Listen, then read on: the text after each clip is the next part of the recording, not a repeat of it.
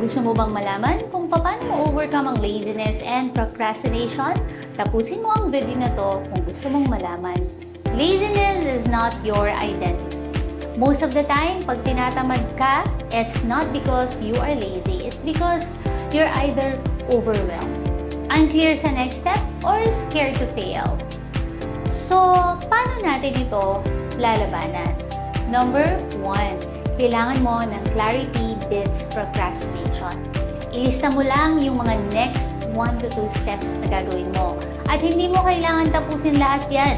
Umpisahan mo lang. Number 2, energy creates motivation. Huwag mong hintayin ang gana, gumalaw ka muna.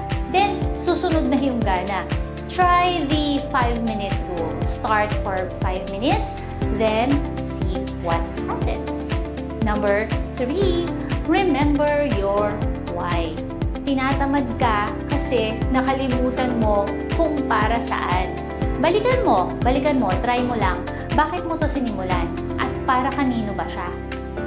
Mga momshi, tamad ka today? It's okay.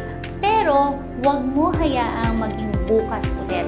Start small, move kahit konti, and show up for your future self. You are not lazy. You are just learning to lead yourself.